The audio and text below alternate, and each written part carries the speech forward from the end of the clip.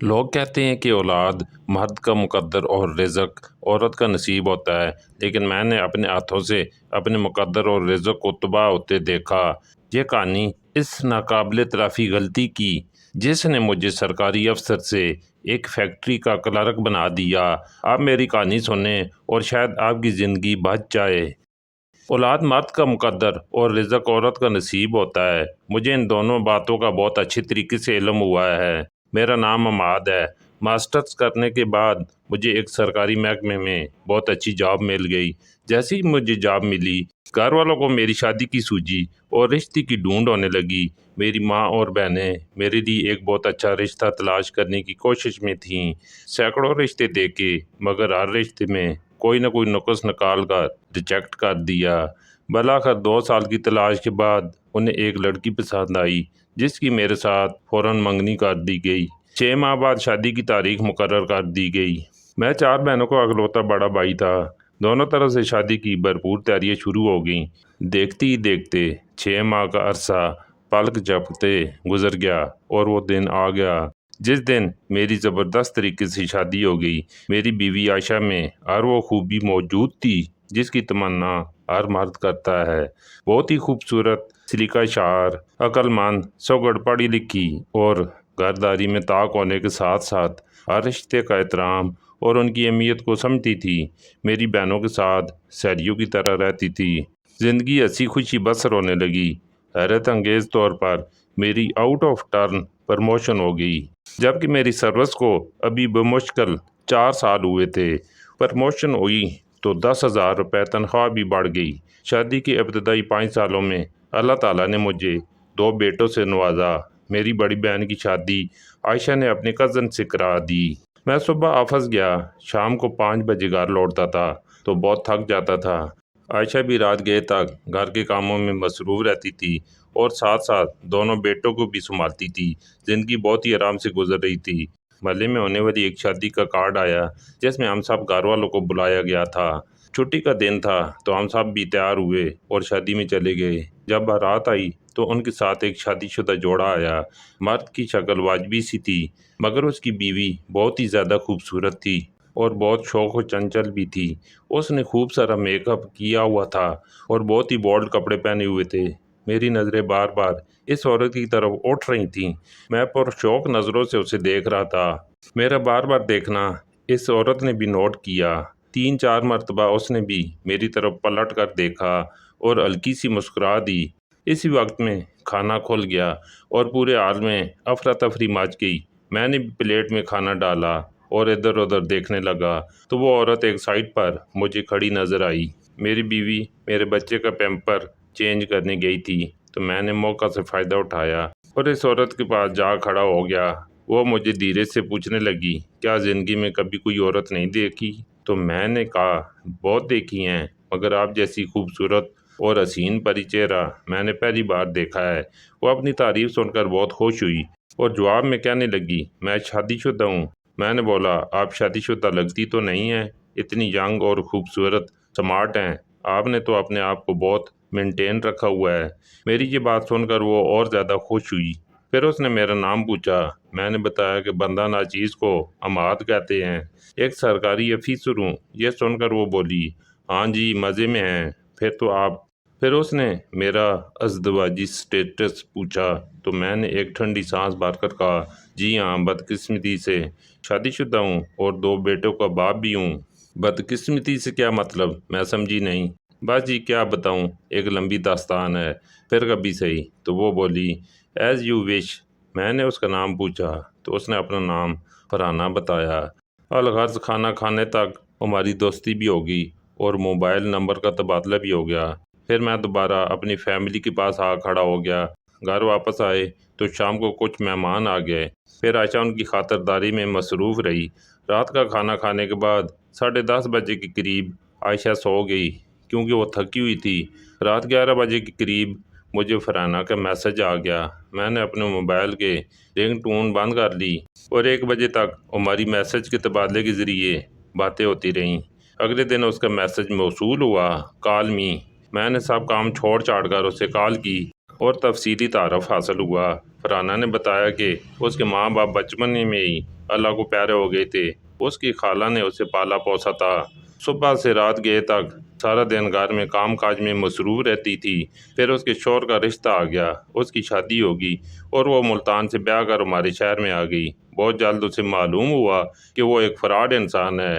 اس نے میری خالہ کو بتایا تھا کہ وہ بہت امیر انسان ہے۔ اس آدمی نے چکنی چپڑی باتیں کر کے مجھ سے شادی کر لی، مگر نہ تو اس کے پاس کوئی جائیداد ہے اور نہ ہی کوئی کام، بس سارا دن گھر میں پڑا رہتا ہے۔ اور پھر میں نے پوچھا کہ اگر وہ کام نہیں کرتا تو آپ لوگوں کی گزر بسر کیسے ہوتی ہے؟ 3 ٹائم کا کھانا، یوٹیلٹی بلز کی ادائیگی وغیرہ اخراجات تو بہت ہوتے ہیں، کیسے اخراجات پورے کرتے ہیں؟ تو فرحانہ بتانے لگی کہ اس کا شوہر کا بھائی یورپ سے 30,000 روپے اسے مہینہ بھیجتا ہے، جس میں سے مکان کا کرایہ اور یوٹیلٹی بلز وغیرہ کی ادائیگی کرتے ہیں، اور جو باقی تھوڑے بچتے ہیں تو اس میں پورا مہینہ مشکل سے گزرتا ہے۔ واجد صاحب کوئی کام کیوں نہیں کرتے؟ میرے پوچھنے پر کہنے لگی، اصل میں واجد یورپ اپنے بھائی کے پاس جانا چاہتا ہے۔ ان کا بھائی گھر تھا، بہن بھائیوں نے مل کر گھر بیچ دیا اور 15 لاکھ روپے واجد کا حصہ اس کو دے دیا گیا۔ واجد نے 15 لاکھ روپے ایک ایجنٹ کو دیے ہیں جو یورپ جانے کے لیے واجد کا بندوبست کر رہا ہے۔ وہ اسی انتظار میں ہے کہ اس کا ویزا کب لگتا ہے۔ اب آہستہ آہستہ فرحانہ مجھ سے موبائل بیلنس مانگنے لگی، مختلف بہانوں سے پیسے بھی لینے لگی۔ میرا اصرار تھا۔ میں نے پوچھا کہ آپ مجھ سے علیحدگی میں ملو تو فرحانہ کہتی تھی کہ اس کا شوہر سارا دن گھر میں ہوتا ہے، تو کس طرح علیحدگی میں مل سکتی ہے؟ پھر فرحانہ نے مشورہ دیا کہ تم میرے شوہر سے دوستی لگاؤ، اسی بہانے ہمارے گھر آ جایا کرو۔ میں نے پوچھا دوستی کس طرح لگاؤں؟ تو وہ کہنے لگی کہ 4 بجے ہم فلاں مارکیٹ میں جا رہے ہیں، تم بہانے سے وہاں آ جانا۔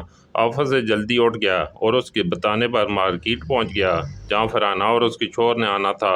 وہ دونوں آ چکے تھے اور گھر کی چھوٹی موٹی چیزیں خرید رہے تھے۔ ایک آدھ چیز میں نے بھی خریدی اور اس کے شوہر سے ملاقات کی، اس کو بتایا کہ میں شادی میں آپ سے ملا تھا۔ اس کے بعد میں فرحانہ اور اس کے شوہر کو ریسٹورینٹ میں لے گیا جہاں ان کی تواضع کی۔ ان کے منع کرنے کے باوجود اپنی کار میں ان دونوں کو چھوڑنے ان کے گھر گیا۔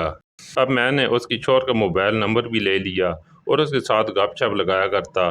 مہینے میں 3-4 مرتبہ ان کے گھر جاتا۔ میں نے ایک خاص بات نوٹ کی کہ میں جب بھی ان کے گھر جاتا تھا فرحانہ نے خوب میک اپ کیا ہوتا تھا اور ہر وقت بنی سنوری رہتی تھی، بازاری اشیاء سے میری تواضع کرتی۔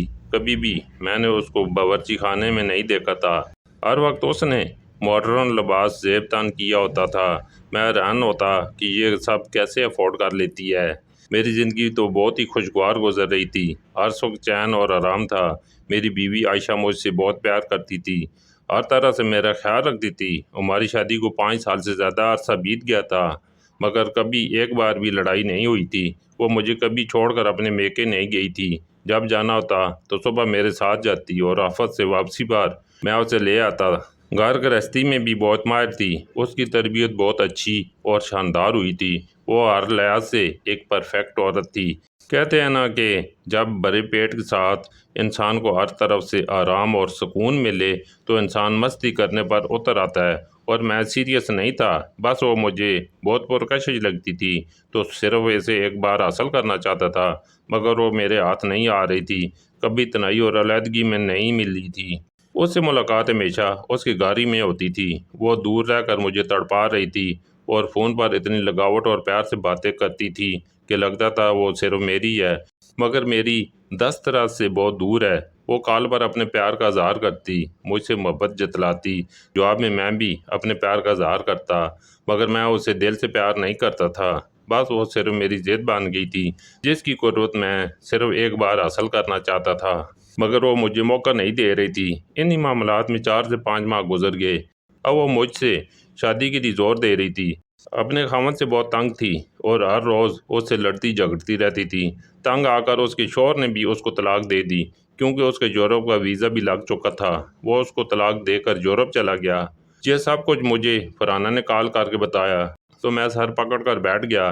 فرحانہ کا اس شہر میں کوئی نہیں تھا، وہ اکیلی تھی، اس نے عدت بھی گزارنی تھی تو اسی مکان میں رہائش پذیر رہی جہاں وہ اپنے خاوند کے ساتھ رہ رہی تھی۔ 4-5 مہینے میں ہی اس کے مکان کا کرایہ ادا کرتا رہا اور فرحانہ کی دوسری ضروریات کا بھی خیال رکھا، مگر وہ عدت کے دنوں میں ایک بار بھی مجھے نہ ملی۔ اس کا کہنا تھا کہ وہ پردے میں ہے، جیسی اس کی عدت پوری ہوئی اس کا دن رات مجھ سے شادی پر اصرار بڑھنے لگا اور وہ مجھے بلیک میل کرنے لگی۔ کہتی تھی کہ میں نے اپنے خاوند سے تمہاری خاطر ہی طلاق لی تھی، اگر تم نے ٹال مٹول کی تو یا تو میں خودکشی کر لوں گی، اس کا الزام تمہارے سر پر ہوگا، یا تو میں تمہارے گھر میں آ کر سب کو بتا دوں گی کہ تمہاری اصلیت کیا ہے۔ میں ان ساری باتوں سے ڈر گیا اور اس سے میں نے نکاح کر لیا۔ نکاح والے دن فرحانہ نے بہت میک اپ کر رکھا تھا، بہت سجی ہوئی تھی۔ میں نے گھر بہانہ بنایا کہ آفس کے کام سے دوسرے شہر جا رہا ہوں، 4-5 دن بعد ہی میں آ سکوں گا۔ صبح جب فرحانہ واش روم سے نہا کر نکلی تو میں اسے دیکھ کر حیران و پریشان رہ گیا۔ وہ بغیر میک اپ کے تھی، اس کا گہرا سانولا رنگ، نین نکوچ بہت بھدے اور بری شکل کی تھی، اوپر سے اس میں نخرہ بھی بہت تھا، کوئی کام بھی نہیں آتا تھا، کھانا پکانا تو بڑے دور کی بات، چائے تک نہیں بناتی تھی۔ اوہ میرے اللہ، میں کدھر پھنس گیا۔ میں بہت پریشان بیٹھا تھا۔ وہ ایک ادائے خاص سے ڈریسنگ ٹیبل کے سامنے کھڑی میک اپ کر رہی تھی اور میں دل ہی دل میں اسے کوس رہا تھا۔ مجھے کہنے لگی بازار سے ناشتہ لے کر آؤ۔ بہت ہی برے دل سے بازار سے ناشتہ لے کر آیا۔ اس نے اصرار کیا کہ ہنی مون منالی کے لیے چلیں۔ میں نے بڑی مشکل سے اسے اگلے ہفتے چلنے پر راضی کیا۔ اب وہ کہنے لگی بازار چلیں، اس نے کچھ چیزیں لینی ہیں۔ دوپہر کا کھانا ہم نے ہوٹل میں کھایا اور ادھر ادھر گھومتے رہے۔ اگلے دن پھر گھر کی کچھ چیزیں لینے کے لیے مارکیٹ میں گھوم رہے تھے کہ اچانک میری بیوی مجھے وہاں شاپنگ کرتی نظر آئی۔ اس نے مجھے دیکھ لیا، میرے پاس آ گئی اور حیران ہو کر پوچھنے لگی، عماد آپ تو دوسرے شہر گئے ہوئے تھے، آپ واپس کب آئے؟ میں گمسم کھڑا حیران و پریشان تھا۔ اس نے اپنا سوال دہرایا مگر میری سمجھ میں نہیں آ رہا تھا کہ میں اسے کیا جواب دوں۔